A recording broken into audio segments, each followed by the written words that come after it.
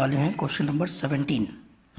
Question number 17 में जैसे कि हमें यहाँ दिया हुआ है लेवल ओल्ड पार्टनर्स थे ए बी और सी, और जिनका रेशियो ओल्ड हमें दिया हुआ था 5:3:2 का, जो और ये लेवल्टी साइड दी गई है जिसमें रिजर्व फंड है, इसको हम डिवाइड करेंगे ओल्ड पार्टनर्स में ओल्ड रेशियो में। ये एसेट साइड दी गई है। यहाँ पे कहा है बी रिटायर हो रहे हैं और स्टॉक को वैल्यूएट करना है 1,72,000 तक, और यहाँ पे हमें जो स्टॉक दिया हुआ है वो 1,85,000 का दिया हुआ है, मीन्स इसे हमें कम करना पड़ेगा।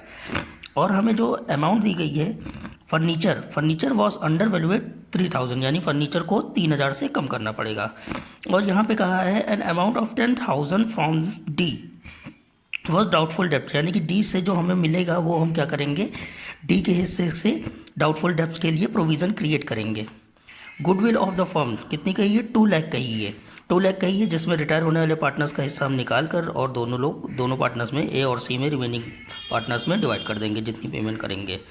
और यहाँ पे एक पॉइंट कहा गया है बी वॉज पेड 40,000 इमीडिएटली, और रिमेनिंग क्या करेंगे, लोन अकाउंट में ट्रांसफ़र कर देंगे, यानी कि जब भी हम बी का निकालेंगे तो उसमें से 40,000 हम कैश में पे कर देंगे और बाकी अमाउंट को हम लोन में ट्रांसफ़र कर देंगे। ए सी जो पुराने पार्टनर्स हमारे पास बच जाएंगे, रिमेनिंग पार्टनर जो रहेंगे, उनका न्यू रेशियो दिया हुआ है 3:2 का दिया हुआ है। अब आ जाते हैं इसके वर्किंग नोट्स पर। अब हम आ जाते हैं क्वेश्चन नंबर 17 के वर्किंग नोट्स पर। जैसा कि आप देख सकते हैं यहाँ पे हमें ओल्ड पार्टनर्स दिए गए थे, कौन, ए बी और सी, जो पार्टनर दिए गए थे, और उनका एक ओल्ड रेशियो भी हमें गिवन था 5:3:2 का, और न्यू रेशियो भी हमें गिवन था कि जब बी रिटायर हो जाएंगे तो उसके बाद न्यू रेशियो ए और सी का क्या होगा, बी के रिटायर होने के बाद इनका न्यू रेशियो क्या था, जो कि हमें गिवन था बुक में ही 3:2 का। देन जब हमारे पास ओल्ड रेशियो है, न्यू रेशियो है, तो हमें गेनिंग रेशियो आराम से निकल जाएगा। गेनिंग रेशियो का फॉर्मूला होता है new ratio minus old ratio. इसमें से ए का कितना हो जाएगा, न्यू रेशियो पुट कर देंगे, ओल्ड रेशियो यहाँ से पुट कर देंगे और आपस में लेस कर देंगे, जिनका ये हो जाएगा। इसी तरह से सी का भी हम निकाल लेंगे 5/2/5 माइनस 2/10, जब इसको हम सॉल्व करेंगे तो हमारा आ जाएगा 10/50, और इस तरह से इनका रेशियो बन जाता है 5 और 10 का। जब इसको हम यहाँ से सॉल्व कर देंगे तो ये हो जाता है 1/2 का, जो कि हमारा गेनिंग रेशियो हो गया 1/2 का। अब दिया हुआ था गुडविल, जो कि 2 लाख की थी। गुडविल को क्या करते हैं, जो पार्टनर रिटायर हो रहे हैं उनका हम शेयर देखते हैं, यानी बी जो रिटायर हो रहे थे उनका शेयर कितना बनता है गुडविल में से, जो कि हम ओल्ड रेशियो से फाइंड करेंगे 3/10 से। तो इनका आ गया 60,000 जो कि रिटायर हो रहे थे उनका था। तो जो रिमेनिंग पार्टनर्स थे वो पेमेंट करेंगे किसमें, गेनिंग रेशियो में पेमेंट करेंगे। गेनिंग रेशियो हमने फाइंड किया था 1:2 का।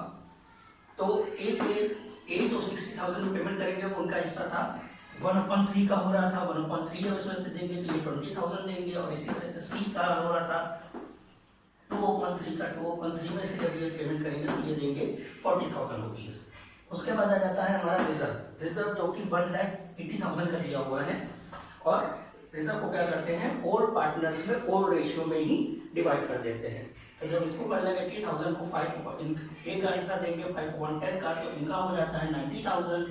इस तरह से बी का जब निकालेंगे 3/10 करके इनका आ जाएगा 54,000, और इसी तरह से सी का निकालेंगे 2/10 करके तो इनका आ जाएगा 36,000।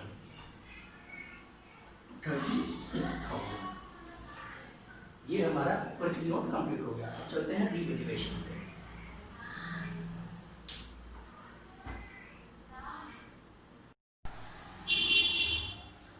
अब हम आ जाते हैं उसी क्वेश्चन के रिवैल्यूएशन पे। रिवैल्यूएशन में जैसे कि हमने स्टॉक के लिए कहा था कि हमें 1,72,000 का करना था, और बैलेंस शीट में हमें दिया गया था 1,85,000 का दिया गया था। तो जब हमने उसको लेस करेंगे आपस में, तो हमारे पास कितने से कम करना था, उसको 13,000 से कम करना था। फिर प्रोविजन फॉर बैड डेट के लिए हमें कितना प्रोवाइड करना था, 10,000 रुपीज़, वो हमने यहाँ पे कर दिया, क्योंकि हमें पता है, एक बार फिर से रिपीट कर देते हैं कि एसेट्स इधर से कम होती है, लेवल्टी इधर से बढ़ाई जाती है, और एसेट्स इधर से बढ़ाई जाती है और लेवल्टी इधर से कम की जाती है। और फर्नीचर को हमें क्या करना था, 3,000 से बढ़ाना था, तो 3,000 से हमने एसेट्स को यहाँ से बढ़ा दिया।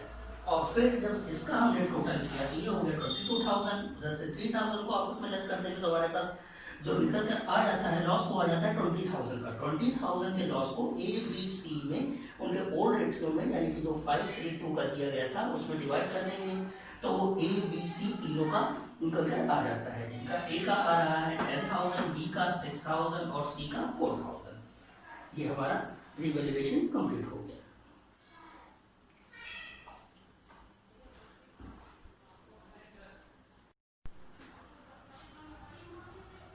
अब हम करते हैं पार्टनर्स कैपिटल अकाउंट।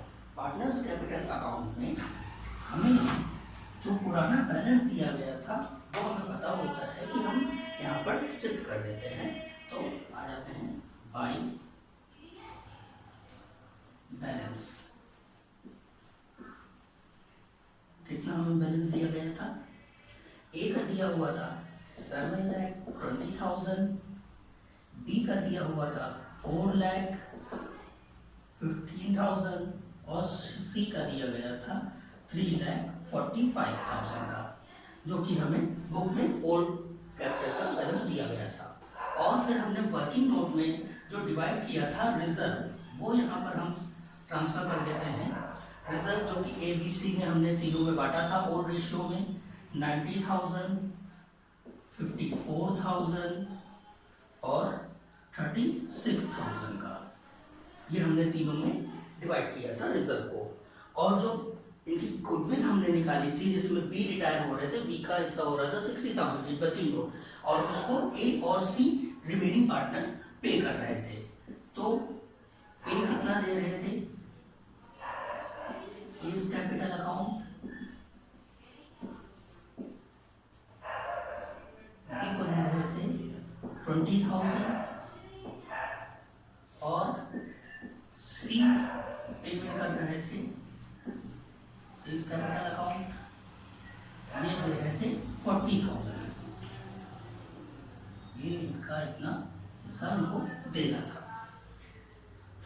और यहाँ से कुछ इंक्रीज नहीं हो रहा है और हमें रिवैल्यूएशन में हुआ था लॉस जो कि हमारी कैपिटल को कम करता है। तो यहाँ पे डाल देते हैं to revaluation account. Revaluation account जो कि ए का हो रहा था 10,000 का, बी का हो रहा था 6,000 का लॉस और सी का हो रहा था 4,000 का लॉस हो रहा था। और बी को जो ए और सी दे रहे थे दोनों का कैपिटल कम हो रहा था तो यहाँ पे डाल दीजिए B capital account. Capital account B के कैपिटल अकाउंट में ए कितना दे रहे थे? पेमेंट कर रहे थे 20,000 रुपीज दे रहे थे और सी कितना दे रहे थे? 40,000 रुपीज दे रहे थे। ये हो गया। अब एक पॉइंट हमें और कहा गया था इन एडजस्टमेंट कि बी जब भी रिटायर होंगे तो उनको 40,000 रुपीज इमीडिएटली पे कर दिए जाएंगे इन कैश। तो जब पे करना है तो यहां से हम पे कर देते हैं टू कैश अकाउंट। किसको जाएगा?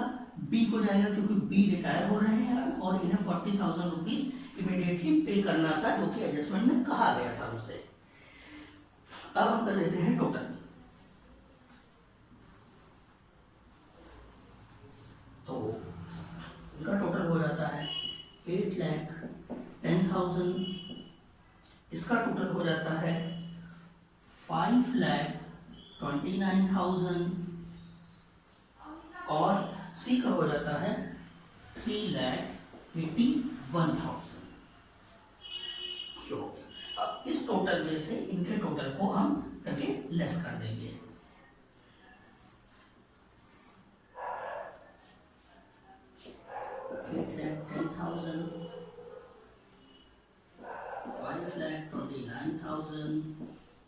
और 3,81,000 ये हो गया।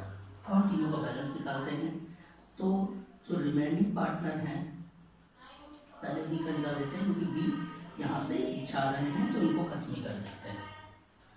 जब हम इनके टोटल में इस टोटल में से 5,29,000 में से 46,000 को लेस कर देंगे तो हमारे पास आ जाएगा 4,83,000। 4,83,000 जो कि इनके लोन अकाउंट में ट्रांसफर हो गया है।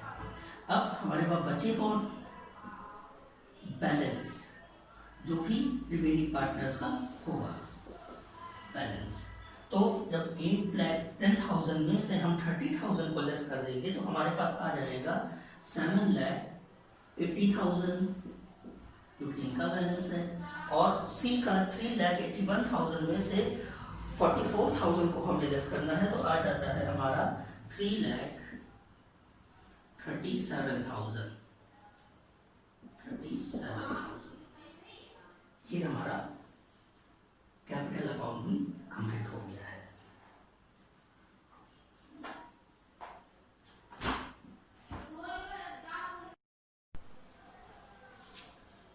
अब हम आ जाते हैं उसी के क्वेश्चन के क्वेश्चन नंबर 17 के कैश अकाउंट पे। कैश अकाउंट थोड़ा सा लाइन हो गया था। कैश अकाउंट पे जो कि हमें बैलेंस शीट में कितना दिया हुआ था, कैश 1,21,000 का दिया हुआ था, जिसमें से हम बी को 40,000 रुपीज इमीडिएटली पे कर रहे थे। कितना पे कर रहे थे? बी को 40,000 रुपीज हम इमीडिएटली पे कर रहे थे, पे कर देते थे। जब ये इमीडिएटली पे कर दिया तो फिर उसके बाद हमने 1,21,000 में से हमने 40,000 प्लस किया तो हमारे पास बैलेंस आ गया 81,000 का, 81,000 का, और हमारे पास ये कैश अकाउंट कंप्लीट हो गया। अब बारी आ जाती है बैलेंस शीट की।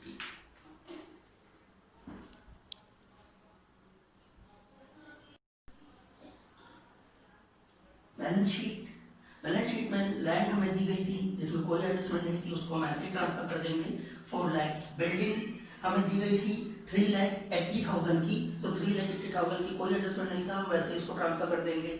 सेम एज प्लांट पे भी कोई एडजस्टमेंट नहीं थी, जो हमें बैलेंस शीट में दिया गया था 4,65,000 का, तो 4,65,000 हम ऐसे ही ट्रांसफर कर देंगे। आ जाता है फर्नीचर जो कि दिया गया था 77,000 का, 77,000 दिया गया था और हमें रिवैल्यूएट करके उसे 3,000 रुपीज से बढ़ाना था, एप्रिशिएट करना था, तो हम इसमें 3,000 रुपीज हमने इसको बढ़ा दिया है और ये हो गया कितना, 80,000 हो गया। स्टॉक जो कि हमें बुक में दिया गया था 1,85,000 का, और उसको हमें 72,000 करना था, मीन्स उसमें से 13,000 हमें डेप्रिशिएट करने थे, कम करने थे, तो हमने इसमें से जब उसको कम कर दिया तो हमारे पास आ गया 1,72,000। डेटर्स हमें 1,72,000 के दिए गए थे। अब पूछेंगे ये प्रोविजन क्या था, प्रोविजन भी क्या था, वो हम बताते हैं क्या होगा। कैश आ जाती है, कैश को हम कितना हमारा आया था 81,000 का, जो हमने बैलेंस निकाला था वही यहाँ पर ट्रांसफर कर देंगे और हमारी एसेट साइड कंप्लीट हो जाएगी। देन आ जाते हैं लिएबिलिटी साइड पे। लिएबिलिटी साइड में हमें आ जाती है कैपिटल, जो हमने एक कैपिटल अकाउंट में ए का बैलेंस फाइंड किया था 7,80,000 का, और सी का हमने फाइंड किया था 3,37,000 का, दोनों को प्लस कर देंगे, हमारे पास जो टोटल कैपिटल आ जाती है वो आ जाती है 11,70,000। फिर जो हमने प्रोविजन बनाया था जिसको हम नॉर्मली डेटर्स में से कम करते हैं, लेकिन यहाँ पे एक स्पेशली एक नाम दिया गया था जो कि जो कंपनी को बनाना था, किसके लिए प्रोविजन करना था, डी के लिए करना था, for bad debt and doubtful debt के लिए।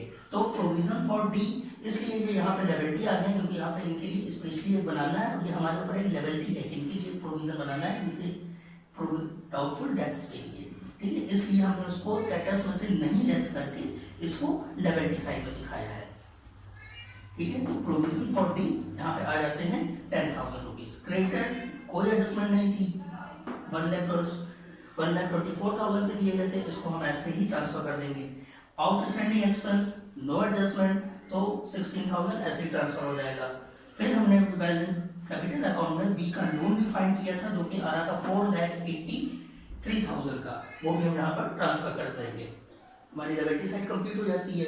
फिर दोनों का जब हम बैलेंस करते हैं तो हमारा दोनों का बैलेंस आ जाता है 17,30,000, 17,40,000, मीन्स हमारी बैलेंस शीट मैच हो गई है, क्वेश्चन कंप्लीट हो गया।